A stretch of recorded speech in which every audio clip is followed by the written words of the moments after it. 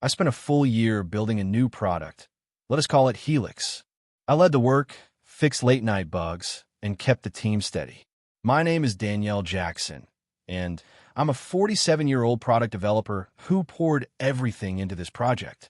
Every line of code, every feature, every team meeting, I was there. Helix was my baby, my passion project, the thing that kept me up until 3 a.m. and had me back at my desk by 7. But none of that mattered on presentation day. The boardroom fell silent as my boss Damon confidently clicked to the first slide. "I'm proud to present Helix," he announced. "My vision for the future of our company. My vision. My work." My name is nowhere to be found. I felt my stomach drop as executives nodded approvingly. The CFO even gave Damon a thumbs up. Someone whispered, "Brilliant work." That day changed everything. It wasn't just about credit. It was the beginning of something darker. A systematic attempt to push me out, to erase my contributions, to take what I'd built. But they didn't know who they were dealing with. Let me give you the backstory of how a single 5-word email brought down a corporate conspiracy and taught me the most valuable lesson of my career: document everything. It all started 18 months ago. I've been at MidTech Solutions for almost 5 years when the VP of product approached me about leading a new initiative. "Danielle, we need someone who could take ownership of this from concept to launch," she said. "It's going to revolutionize our client workflow systems." That project became Helix. I still remember my first day as project lead, walking into the conference room to meet my new team, feeling that mix of excitement and responsibility. I had a vision for what Helix could be: a streamlined platform that would cut our clients' processing time in half. "This isn't just another update," I told my team that first day. "We're building something that solves real problems for real people." The team was fantastic. Alex from engineering, Priya handling UX, Marco on back-end architecture, and a few others. We clicked immediately. I made sure everyone had a voice and clear ownership of their areas.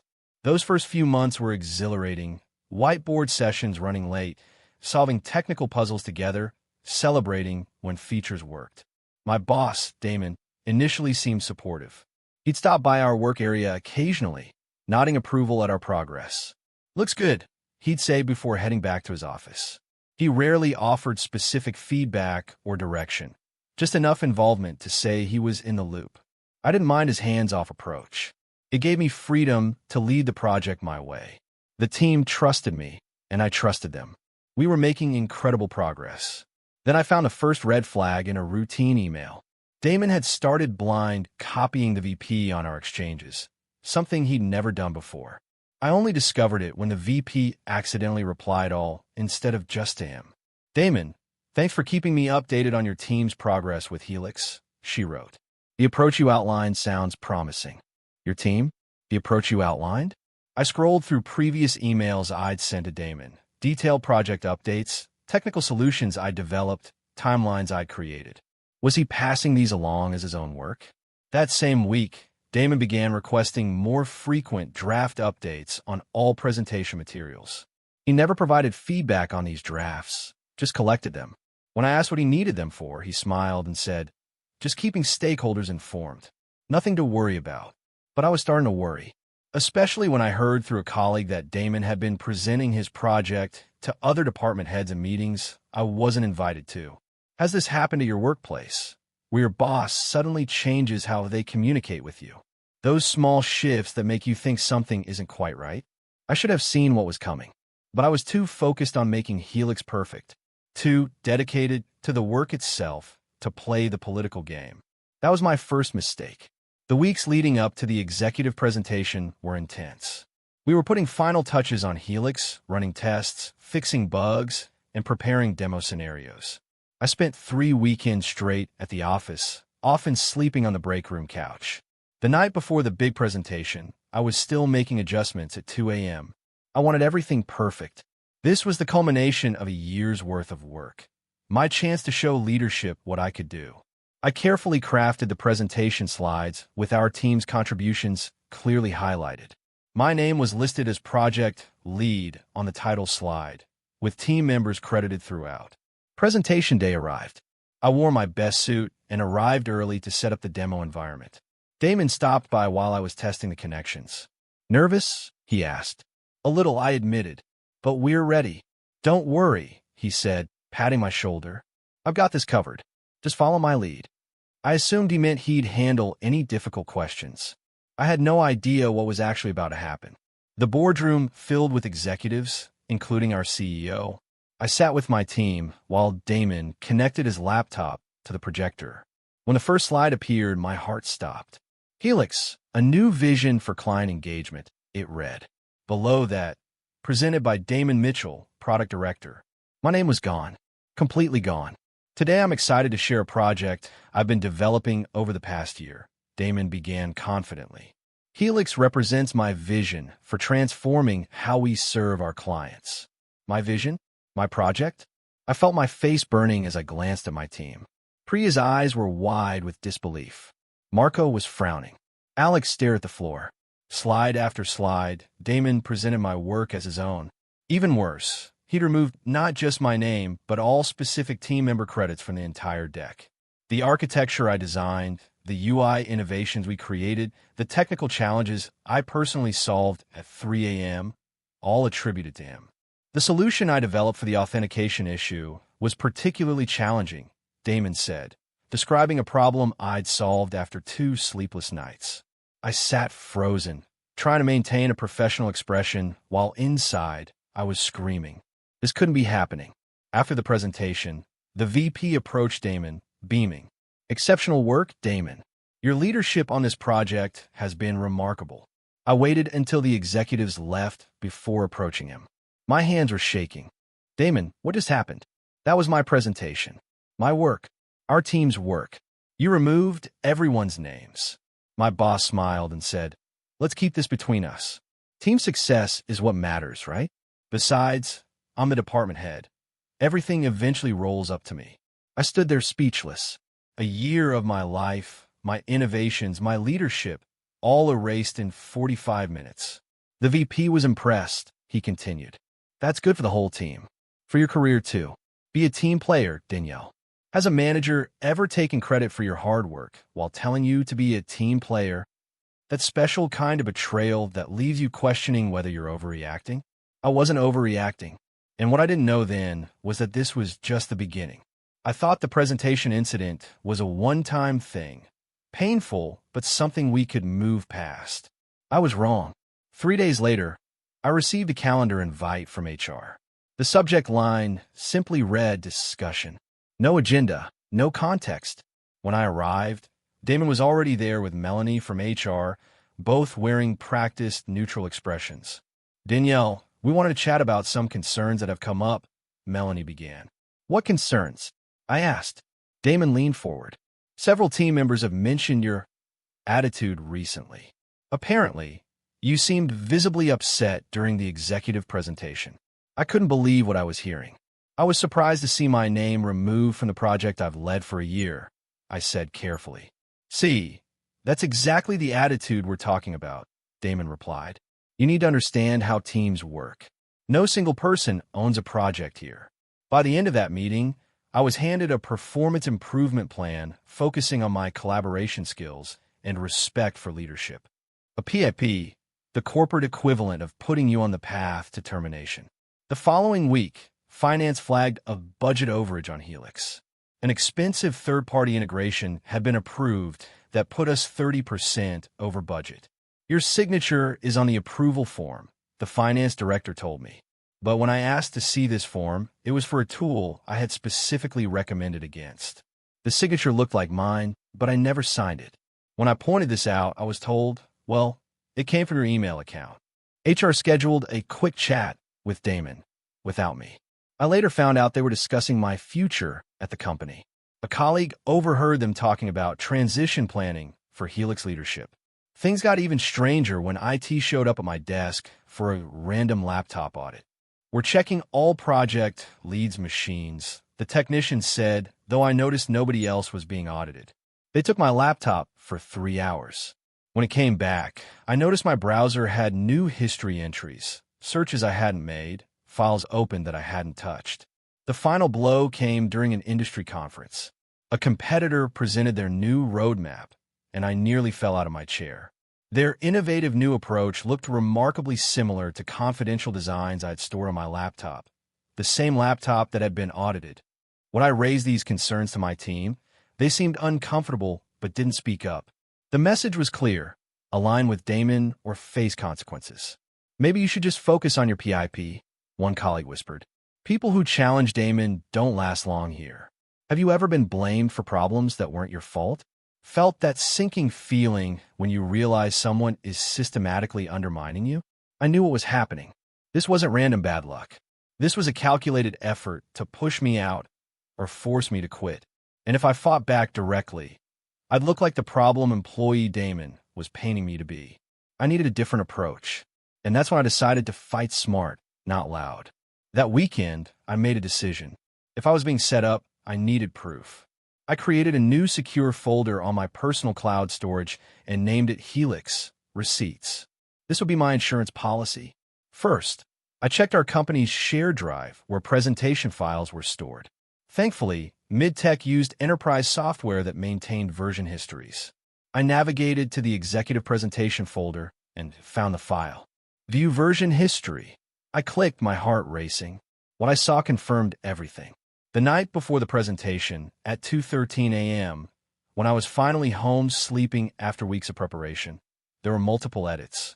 The earliest version clearly showed my name as project lead and team member attributions throughout. Then came edit after edit, 27 in total, systematically removing my name and replacing it with Damon's. The metadata didn't lie. The presentation file had been edited 27 times that night, all from Damon's account. I took screenshots of every version, carefully documenting the timestamps and user information. This wasn't just pettiness or misunderstanding. This was deliberate. Next, I went through my email history. I exported all project-related communications to PDF files, preserving the headers and metadata. There were hundreds of messages showing me directing the team, making key decisions, and solving critical problems. One email thread was particularly valuable. 3 weeks before the presentation, our authentication service vendor had experienced an outage that threatened our timeline. At midnight, I'd personally fixed the integration issue and emailed the vendor. Issue resolved. Found a workaround for the API conflict. We should be back on schedule now. The vendor had replied, thanking me for my brilliant solution and leadership, and had CC'd Damon. The very same solution Damon had claimed credit for during the presentation. I dug deeper, pulling meeting notes where I was clearly leading discussions, calendar invites I had created for project milestones, and code commits showing my direct contributions. Then I found something that made my stomach drop. In our project management system, there were comments Damon had left suggesting changes to my original design, changes he later presented as his vision for Helix. Each piece of evidence went into my receipts folder, carefully organized and time-stamped. The picture was becoming clearer with each document I found. This wasn't just about taking credit. This seemed like a coordinated effort to push me out after extracting all value from my work. Have you ever checked document history and found something disturbing? That moment when digital breadcrumbs reveal what really happened behind the scenes? I wasn't just gathering evidence. I was building my case. But I needed more than just proof of credit theft. I needed to understand the full scope of what was happening to me. I decided to follow proper channels. That's what you're supposed to do, right? HR exists to handle workplace issues fairly and protect all employees. At least, that's what they tell you during orientation. I scheduled a meeting with Melanie from HR, prepared with a few key pieces of evidence. Not everything, just enough to show there was a serious issue that needed addressing. I practiced what I'd say, keeping emotion out of it and focusing on facts. Thanks for meeting with me. I began, sitting across from Melanie in the small conference room. I have some concerns about how the Helix project is being represented to leadership. I showed her the before and after slides with my name removed, the vendor email thanking me for the solution Damon had claimed, and the meeting notes proving I had led the project from day one. Melanie glanced at the documents without much interest. I understand you're upset, Danielle, but this seems like a simple miscommunication. Miscommunication? I repeated. My name was deliberately removed from years' worth of work. She sighed, folding her hands. At mid-tech, we emphasized team achievements over individual recognition. Helix was a team effort. I never said it wasn't, I explained. But I was the project lead. That's not opinion. It's my actual job title. And now I'm on a PIP for having an attitude problem when I pointed this out. About that performance plan, Melanie said, shifting topics. Damon has expressed concerns about your ability to be a team player. Several instances of you claiming ownership of Helix have been noted. It was surreal. I was being gaslighted in real time. Who noted these instances? I asked. I'm afraid that's confidential, she replied. Just then, her phone buzzed. She glanced down, and I caught a glimpse of the screen. It was a text from Damon. Is she signing it? That's when I realized this meeting wasn't about addressing my concerns. It was about containing them. Danielle, Melanie continued, pulling out a folder. We've prepared an acknowledgement form that should help clarify expectations moving forward. She slid a document across the table. They wanted me to sign something immediately. The document contained a clause about acknowledging proper credit attribution within company hierarchy and waiving claims to individual project ownership. It was essentially a statement saying I agreed that Damon deserved the credit he'd taken. Even worse, there was language about accepting the performance improvement plan without dispute. I'll need to review this before signing, I said, trying to keep my voice steady. We'd really prefer to resolve this today, Melanie insisted, her tone hardening slightly. Prolonging these discussions isn't helpful for team dynamics. I never sign documents without reading them thoroughly, I replied. I'll review it and get back to you tomorrow. Melanie's smile tightened. Just so you know, refusing to sign could be viewed as further evidence of the collaboration issues Damon has identified. As I left that meeting, I noticed Damon waiting nearby, watching me with a calculated expression. When I turned the corner, I saw him immediately enter the HR office. Has HR ever tried to get you to sign something that didn't feel right? That moment when you realize the department supposedly protecting employees is actually protecting the company, or worse, specific managers? I took the document home, but never signed it. Instead, I added it to my growing receipts folder. The trap was becoming clearer, but I still didn't understand why Damon was going to such lengths to push me out after stealing my work. I needed allies, and I needed to understand the bigger picture. The next few weeks were isolating. In meetings, people avoided eye contact with me. Conversations would stop when I entered the break room. I felt like I was being erased, not just from the Helix project, but from the company itself. Then small things started happening. Tiny gestures that gave me hope. Marco, our back-end developer, stopped by my desk when no one was around. He pretended to ask about an old code issue, but whispered, "We know what Damon did." It wasn't right. He couldn't say more. He had a family to support and couldn't risk his job. But that brief moment of validation meant everything.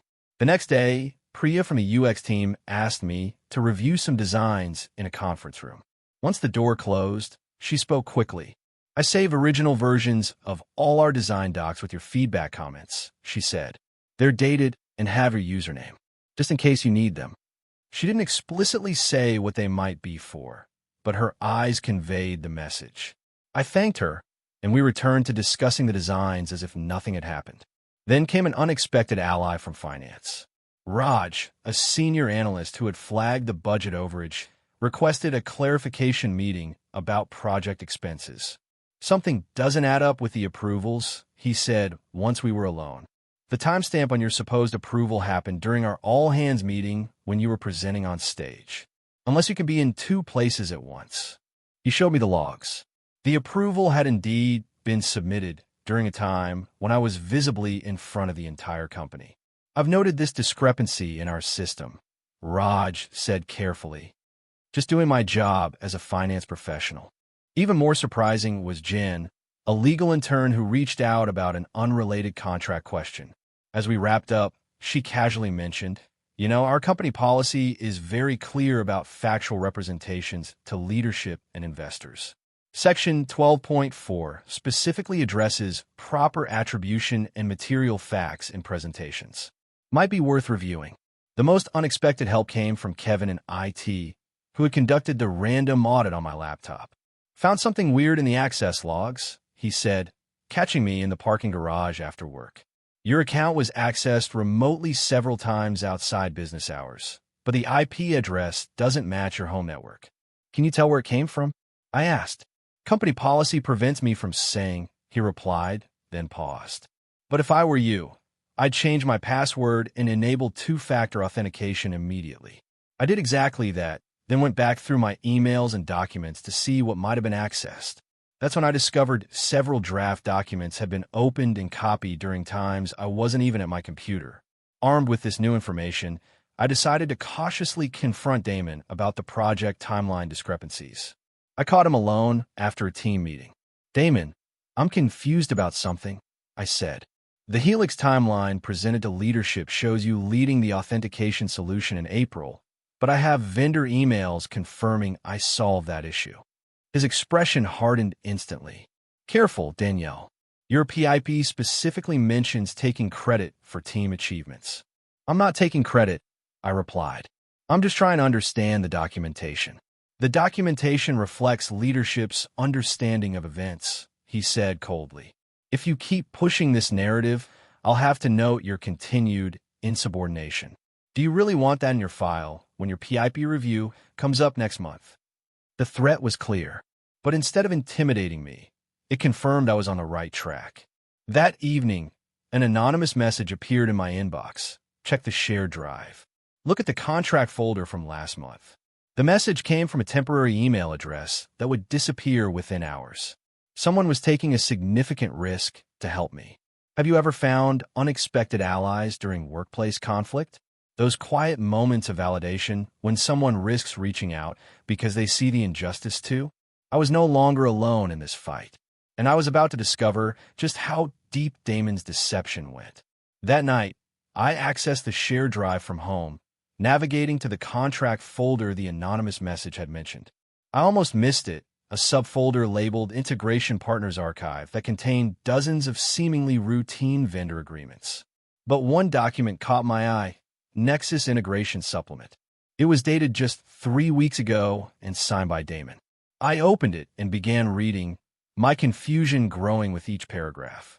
The contract authorized a third-party company called Nexus to integrate their analytics platform with Helix, but the technical specifications referenced code branches that made no sense. I knew every line of Helix's architecture, and this integration would connect to development environments that contained our original prototypes and design documentation, not our production code. Why would anyone want access to that? I dug deeper, cross-referencing the Nexus company. They had no website, just a LinkedIn page created 4 months ago with stock photos of team members. Their listed address matched a virtual office provider. "This isn't a real company," I whispered to myself. The contract included an unusual clause granting Nexus unrestricted access to historical development documentation for compatibility purposes. But Helix didn't need that for integration. It would only be necessary if someone wanted to mine our development history. I pulled up the company directory and searched for Nexus contacts. Nothing. Then I searched email communications and found something odd.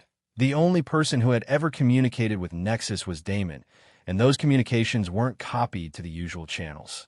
The next discovery made my blood run cold. The payment terms were structured around milestone deliverables that perfectly aligned with our investor presentation dates. The first payment had been authorized the day after Damon presented Helix as his project. This wasn't just about stealing credit. This was about creating a false paper trail. I went back to the document metadata. The contract had been drafted using a template, and the template properties still contained revision history. The original file name, project_attribution_revision_template.docs. Attribution revision. They had a template for this. I searched for other instances of this template across our systems and found 5 more contracts with similar structures, all for projects that had been presented to investors over the past 2 years, all authorized by Damon. The approvals came from higher up.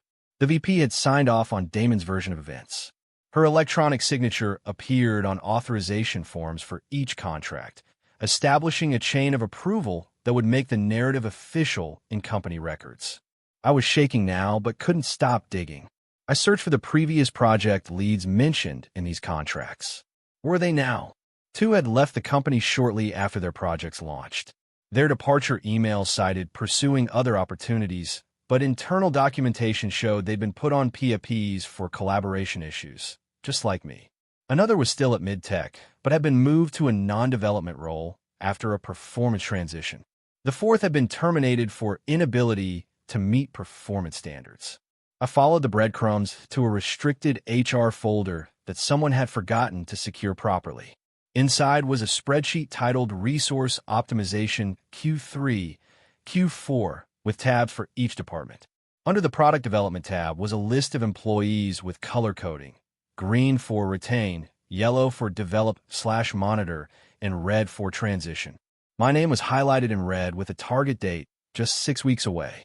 And my name was next on a list of performance transitions, corporate speak for forcing people out. The pattern was clear: identify talented employees with valuable projects, push them out after taking credit for their work, create false documentation to establish ownership, then present these achievements to investors. The final piece fell into place when I found a chat log someone had accidentally saved to the shared drive instead of their personal folder. It was a conversation between Damon and the VP. VP, is Jackson going to be a problem? Damon, no. PAP in progress. Transition by Q4. VP, good. Bonus structure depends on Helix attribution being clear before investor meeting. Damon, documentation already updated. All traces removed. VP, perfect. Same procedure as Levinson and Shun. Levinson and Shun, the two project leads who had pursued other opportunities. Dawn was breaking when I finally stepped back from my computer. This wasn't just about my project anymore. This was systematic fraud that had affected multiple employees and potentially misled investors. I remembered what Jen from legal had mentioned about company policy. I found the employee handbook and turned to section 12.4. Any information that could materially affect representations made to investors must be disclosed to legal and the audit committee. This includes, but is not limited to, project attribution, development timelines, and leadership contributions. Failure to disclose such information represents a violation of company ethics policy and potentially securities regulations. The language was clear. There was a direct channel to people who would have to take this seriously. The audit committee included board members with fiduciary responsibilities. I sat back, my mind racing but suddenly clear. All night, I've been looking for a way to save my job. Now I realized this was much bigger than my career. This was about stopping a pattern of fraud and deception. Have you ever uncovered something bigger than you expected when investigating a workplace issue? That moment when you realize you're not dealing with a personal grievance, but a systemic problem? I wasn't just fighting for my project anymore. I was fighting for every employee who had been erased and discarded after their work was stolen. And now I knew exactly how to do it. I knew I couldn't take on this fight alone. I needed credible allies who could verify my findings from their areas of expertise. But I had to be careful. Damon clearly had support from the VP, and my every move seemed to be monitored. My first step was connecting with Jen from legal again. I didn't want to raise suspicions by scheduling a formal meeting, so I happened to take lunch at the same cafe she frequented. When I spotted her, I casually asked if I could join. I've been reviewing that policy you mentioned, I said after some small talk. Section 12.4 about disclosure requirements. It's interesting how specific it is about project attribution. Jen glanced around before responding quietly. That policy exists for a reason. The company had an issue years ago with misrepresentation to investors. The SEC got involved. So, if someone had evidence of misattribution that affected investor presentations, they would be protected by whistleblower provisions, she finished. The audit committee is required to investigate without disclosing the source, but the evidence would need to be solid and complete. Next, I needed finance to verify the budget discrepancies. Raj had already noticed issues with the approval timestamps, but I needed more. I sent him a vague meeting request about clarifying project allocations. When we met, I carefully asked about the process for verifying signature authenticity on financial approvals. We have forensic tools for that, Raj explained. Part of our SOX compliance. Why do you ask? I showed him the approval form with my supposed signature. I believe this was submitted fraudulently. Raj examined it closely. The timestamp issue is already suspicious. I can run this through a verification system. If it was digitally altered, there will be evidence. The most crucial alliance came from an unexpected source. I received an email from Marcus in compliance, someone I'd never met. The subject line read, "Only coffee." We met at a shop 3 blocks from the office. Marcus got straight to the point. "I'm the compliance officer who reviews audit committee submissions," he said. "Someone mentioned you might have concerns about project attribution." I was immediately suspicious. "Who told you that?" "Let's just say there are people who notice patterns," he replied.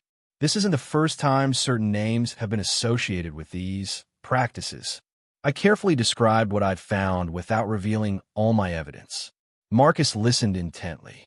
"If you have documentation, there's a secure process for submission," he explained.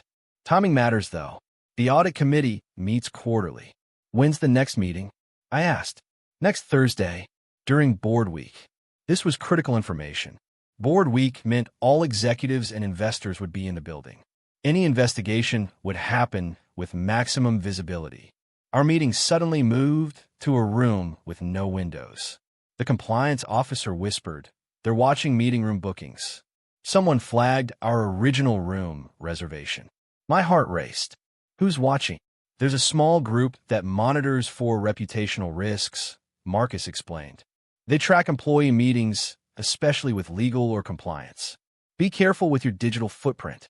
He quickly outlined the proper procedure for submitting evidence to the audit committee, a specific email format, required documentation, and the exact policy citations needed. Over the next few days, I carefully built a complete timeline of events with supporting evidence. The slide history showing my name removal, the vendor emails confirming my leadership, the falsified budget approvals, the dubious Nexus contract, and the pattern of previous employees who had been pushed out. I compiled everything into a simple, factual packet with clear headings and timestamps. No emotional language. No accusations. Just evidence organized chronologically with policy references. The final step was planning the disclosure timing. If I submitted too early, Damon might be tipped off. Too late, and the audit committee might defer to the next quarter. It needed to be perfect. Marcus had advised me to submit exactly 24 hours before the audit committee meeting. Enough time for preliminary review, but not enough for interference. Have you ever had to build strategic alliances to protect yourself at work? Found those quiet supporters who helped you navigate dangerous corporate waters? I was no longer alone against Damon and the VP. I had experts validating my evidence, processes to follow, and precise timing to maximize impact. The stage was set for the final act. With board week approaching, I needed to organize everything into an airtight case. My apartment living room became an investigation headquarters. Laptop open, papers spread across the coffee table, sticky notes on the wall, mapping connections. I started by creating a master timeline document. Every relevant event from the past year. When I was assigned as Helix project lead, key development milestones, the exact dates Damon began inserting himself into communications, the presentation where he took credit, and each retaliatory action that followed.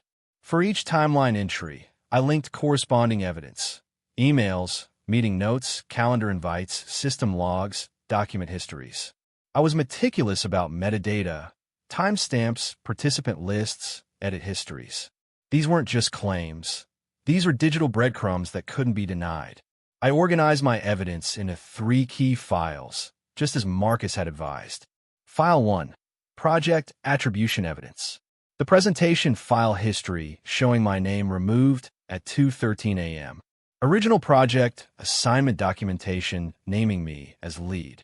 Vendor communications confirming my role. Team emails showing my leadership. File 2, Retaliation documentation. The suspicious timing of my performance improvement plan. Falsified budget approval with timestamp evidence. IT logs showing unauthorized access to my files. The resource optimization spreadsheet with my name marked for transition. File 3. Pattern of behavior. Similar cases of previous project, leads who were pushed out. The next is contract and shell company evidence. Policy violations regarding investor presentations. Each document was converted to PDF with clear bookmarks and highlights on crucial sections. No emotional language, no accusations, just facts presented chronologically.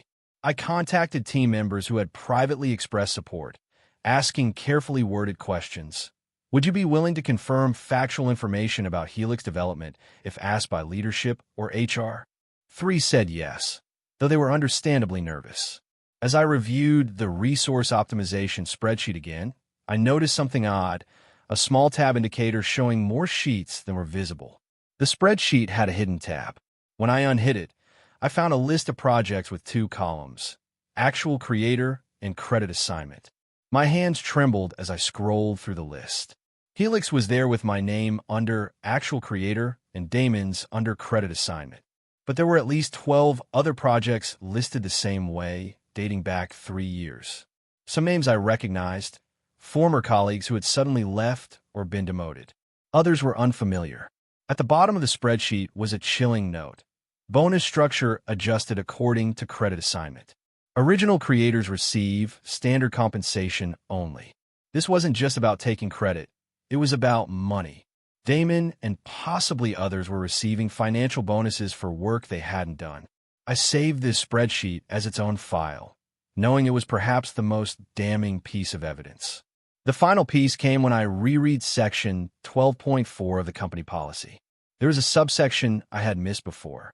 Information that could materially affect what leaders tell investors must be reported to legal and the audit committee within 24 hours of discovery.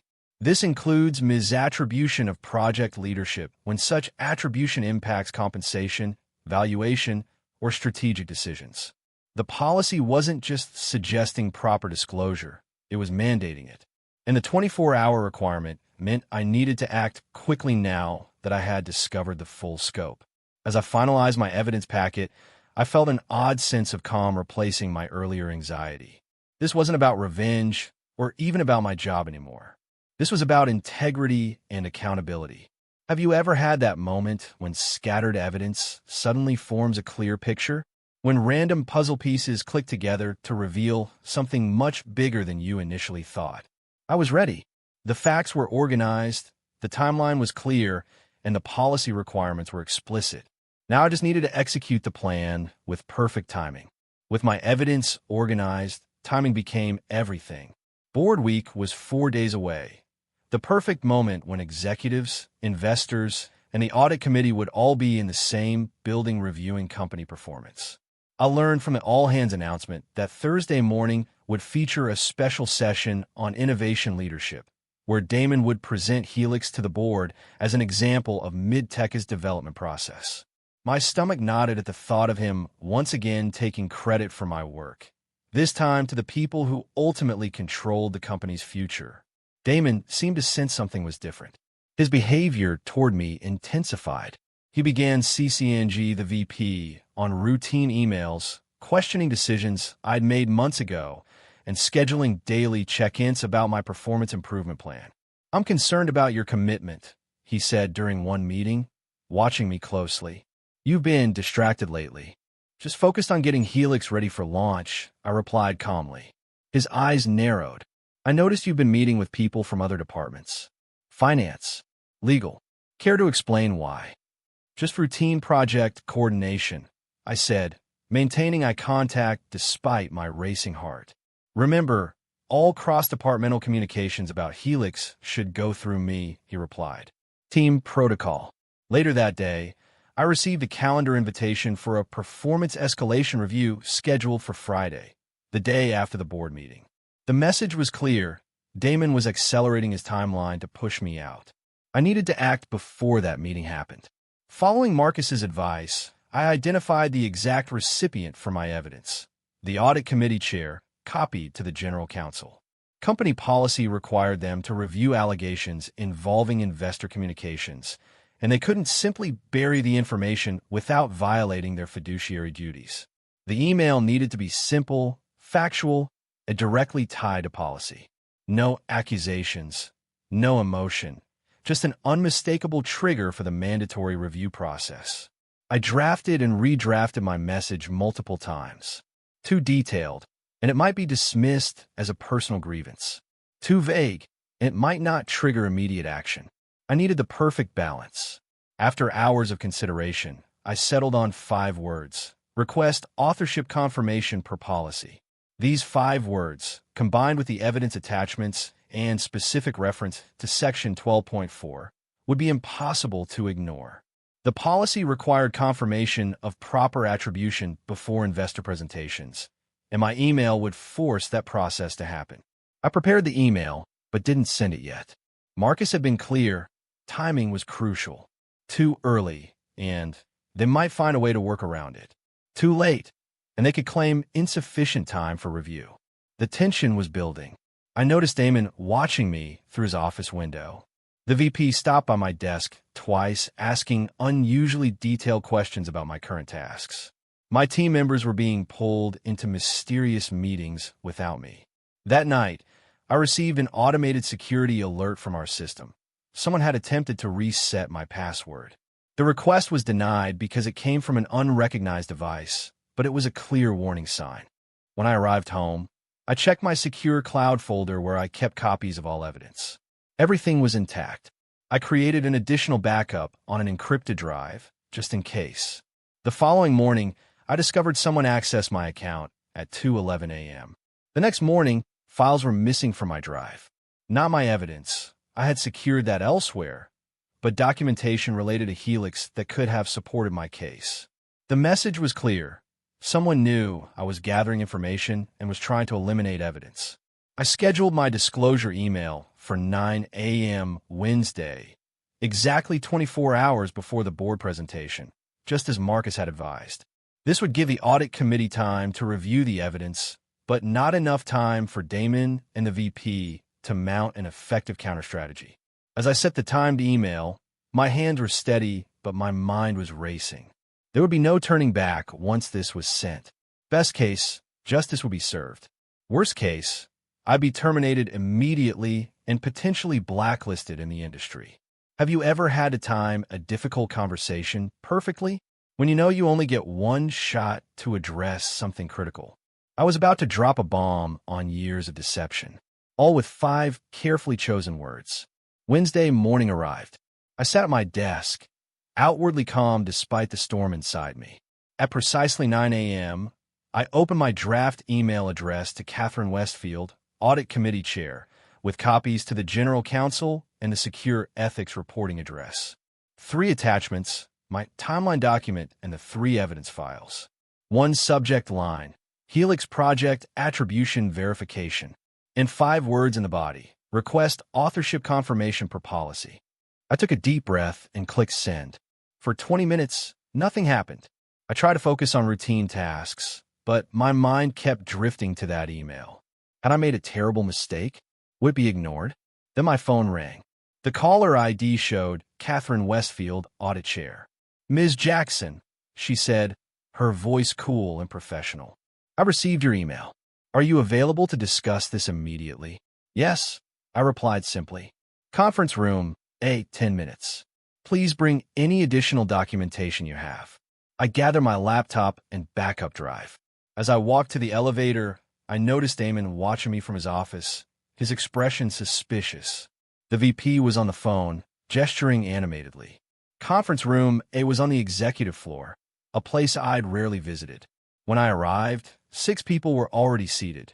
Catherine Westfield, our general counsel, 2 people I didn't recognize later identified as outside counsel, our chief compliance officer, and Marcus. No Damon. No VP. This was already different from what I'd expected.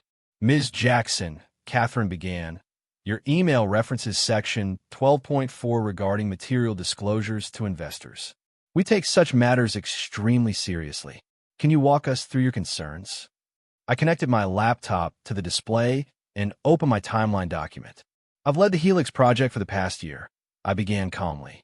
3 months ago, during the executive presentation, my name was removed from all materials and credit was reassigned to Damon Mitchell. Since then, I've been placed on a performance improvement plan and experienced what appears to be systematic retaliation.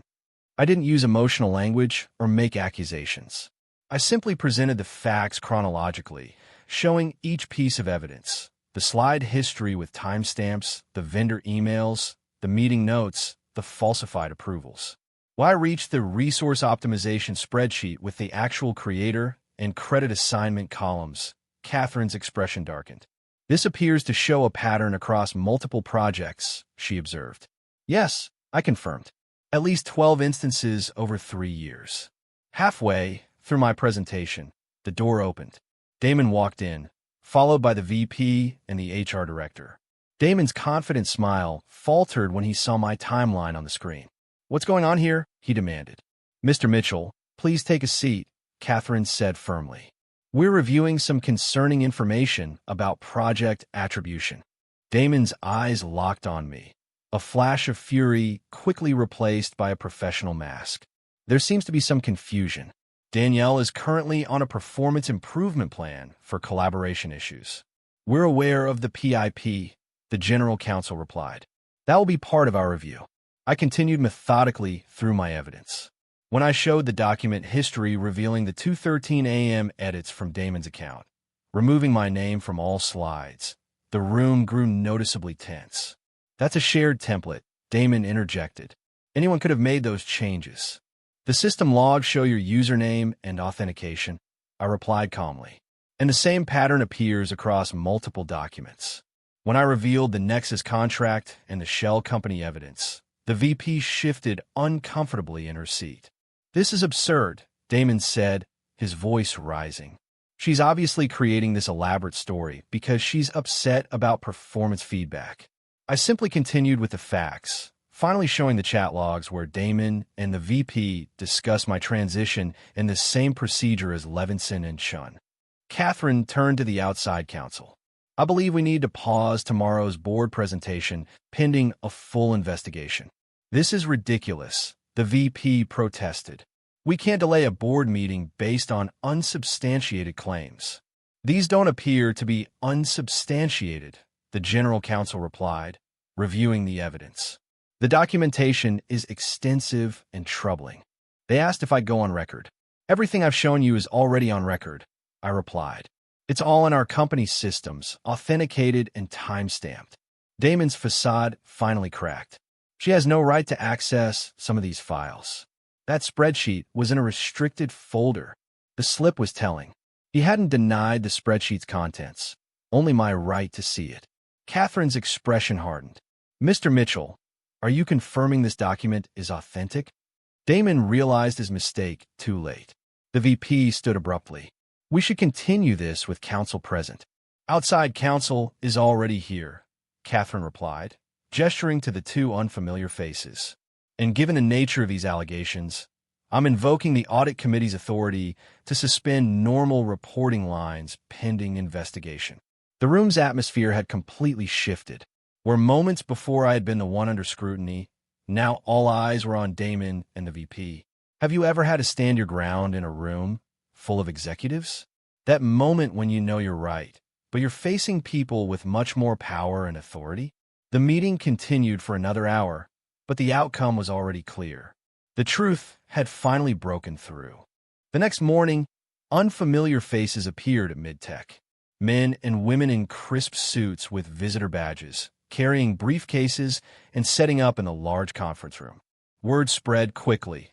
They were from an external law firm specializing in corporate investigations. I was called in for a formal interview at 10 a.m. 2 attorneys and a forensic IT specialist sat across from me, recording devices on the table. "Ms. Jackson, we've reviewed your initial documentation," the lead attorney said. "We need to walk through each item chronologically for our investigation. This may take several hours." We methodically went through everything. They had questions about specific documents, asked me to verify timestamps, and had me explain technical details about Helix's development. I answered factually, avoiding speculation or accusation. "Can you confirm the sequence of events surrounding the executive presentation?" they asked. I prepared the slides with my team, submitted them 2 days before the presentation, and then discovered at the meeting that my name had been removed and replaced with Damon's. I explained. And you have the original slides with metadata? Yes, along with the version history showing when and by whom the changes were made. They seemed particularly interested in the resource optimization spreadsheet and the Nexus contract. The forensic specialist confirmed that my account had indeed been accessed remotely during the times I documented. Midway through our session, an email hit everyone's inbox. Subject line, Leadership Update. The message was brief and corporate. Effective immediately, Damon Mitchell will be taking a leave of absence. Vice President Eleanor Reeves will temporarily step back from product oversight duties. These changes are part of an ongoing internal review. Please direct all Helix-related matters to the interim project leadership team until further notice. No explanation, no details, but everyone could connect the dots. When I returned to my floor after the interview, the atmosphere had changed dramatically. Colleagues who had avoided eye contact for weeks now smiled nervously. Marco gave me a subtle thumbs up as I passed his desk. Priya stopped by with a coffee, a small gesture of solidarity. Melanie from HR caught me in the hallway, her usual confidence replaced by obvious anxiety.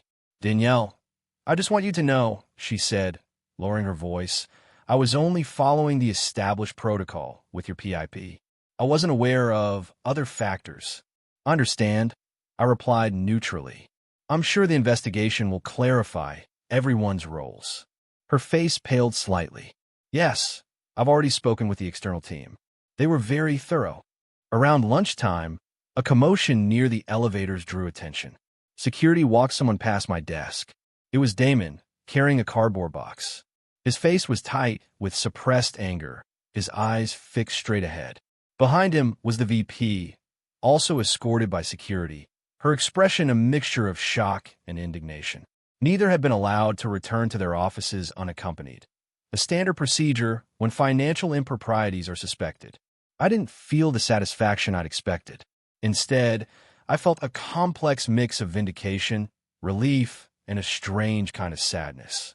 Not for Damon or the VP, but for all the wasted energy, the needless deception, the poisoned work environment they had created. That afternoon, the general counsel called me personally.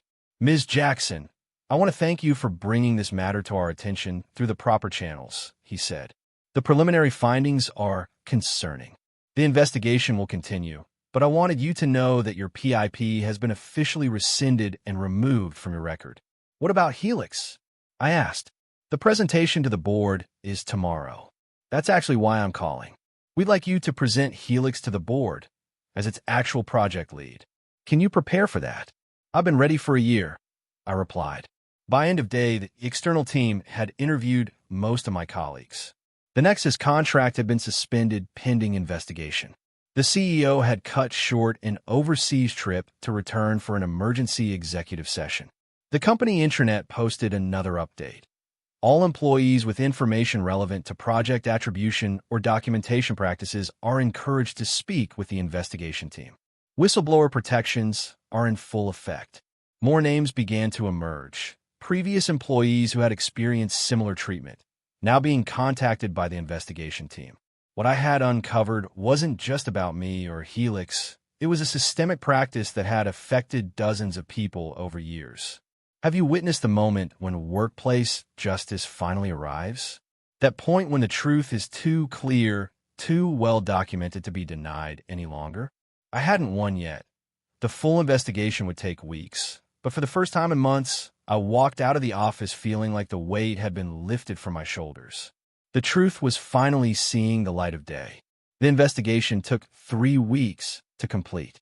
During that time, I presented Helix to the board as its rightful project lead. The presentation went exceptionally well. Board members asked insightful questions that I could answer with confidence because I truly knew every aspect of the project I'd built. One board member pulled me aside afterward. Impressive work, she said. Not just the project, but your professionalism throughout this situation. The full investigation report was never shared publicly, but the actions that followed spoke volumes. One Monday morning, we received an official announcement from the CEO. After a comprehensive review by external counsel, Damon Mitchell's employment with Midtech Solutions has been terminated, effective immediately. This decision is based on multiple policy violations related to project attribution, documentation integrity, and misrepresentation of development contributions. The message continued with uncharacteristic directness for corporate communications. These actions violated our core values and undermined the collaborative spirit upon which our company was built. We apologize to the affected team members and are implementing immediate changes to ensure this cannot happen again. 2 days later, Melanie from HR announced her resignation. The rumor was she had been given the option to resign rather than be terminated for her role in facilitating the fraudulent performance improvement plans. The VP didn't return from her temporary step back. Her company profile was quietly removed from the leadership page. Later, I learned she had been offered a negotiated separation agreement that included strict non-disclosure provisions, typical when executives are involved in misconduct. What impressed me most were the structural changes that followed.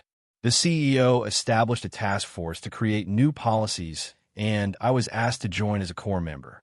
Together, we implemented a project attribution policy requiring documented confirmation of all creative contributions before presentations to leadership or investors, an independent ethics hotline managed by a third party, bypassing the normal management chain, a new documentation system that maintained immutable audit trails for all project materials, mandatory attribution training for all managers with annual certification. My PIP was not only rescinded, but replaced with a formal commendation in my personnel file. The CEO personally offered me an official promotion to senior product lead with a significant compensation adjustment, including some of the bonus money that should have been mine all along. But the most meaningful change came from my colleagues. People began to speak more openly about their experiences. Other teams started implementing transparent credit systems for their work. Managers who had previously tolerated or participated in similar behaviors suddenly became advocates for proper attribution. That's when the apology email went company-wide. The CEO wrote, "We failed to protect our most valuable asset, your trust." Today marks a new chapter at Midtech, one where recognition flows to those who earn it through their work, not their position. The changes we're implementing aren't just policy updates. They represent a fundamental recommitment to integrity as our guiding principle. The email concluded with something remarkable: a list of projects with corrected attribution, acknowledging the actual creators who had been previously erased. Some had already left the company, but they too received formal letters of apology and, in many cases, financial settlements. For those still with the company, seeing their names finally recognized was powerful. I watched Marco read his name listed as the true architect of a security protocol he designed 2 years earlier. His eyes welled up briefly before he quickly composed himself. The resource optimization spreadsheet led to a complete overhaul of the performance review process. No more secret transition lists. No more arbitrary PIPs. Everything now required documentation, justification, and multiple levels of review. Perhaps most satisfying was helping former employees like Levinson and Chun receive recognition for their stolen work. When Chun called to thank me, she said, "I thought I was crazy. For 2 years, I've questioned my own memory of what happened." Have you seen real change happen after a workplace injustice was exposed? That rare moment when an organization doesn't just address a symptom, but commits to curing the disease? I had stood up not just for myself, but for everyone who had been silenced. The 5 words that triggered the investigation, request authorship confirmation per policy, had transformed an entire company culture. And Helix? It launched successfully 2 months later. My name was right there on the first slide. 1 year later, I stood at the front of the conference room, the same room where Damon had once erased my name, presenting Helix's first-year performance metrics. The platform had exceeded all targets, with client adoption rates 40% above projections. As the creator and project lead for Helix, I'm proud to share these results. That simple phrase, creator and project lead, still felt powerful. Not because of ego, but because of truth. My name had returned to slide 1, where it belonged. Not just my name, but proper attribution throughout. Marco's architecture innovations, Priya's UX breakthroughs, Alex's elegant code solutions. Everyone's contributions clearly documented and celebrated. After the presentation, our new VP of product pulled me aside. The attribution model you've implemented for Helix has become the gold standard, she said. We're rolling it out company-wide next quarter. The model was simple, a living document tracking contributions in real time, visible to everyone on the project. No more last-minute credit shifts, no more erased names. At each milestone, contributions were acknowledged, creating an unbroken chain of evidence about who did what. What surprised me most was how this transparency improved collaboration. When people knew they would receive proper credit, they shared ideas more freely. The fear of having work stolen disappeared, replaced by genuine teamwork. I became known as someone who could help navigate difficult workplace situations. Junior employees would come to me when facing similar challenges. Document everything, I'd tell them. Email recaps after important conversations. Save version histories. Create timestamps for key decisions. One young developer approached me after her manager presented her algorithm as his own. I feel like I'm being paranoid, she confessed. It's not paranoia if the threat is real, I replied, then helped her gather the evidence that eventually corrected the record. The company changed too. The external investigation had revealed that the attribution theft wasn't just unfair. It had led to millions in misallocated bonuses and promotions. Several shareholder lawsuits had been quietly settled. The board instituted quarterly ethics reviews and a zero-tolerance policy for misconduct. The culture shifted from secrecy to transparency. The fear that had kept people silent was replaced by confidence in the system. Not perfect, no workplaces, but fundamentally more honest.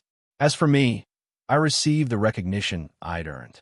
Industry awards, speaking engagements, a significant promotion.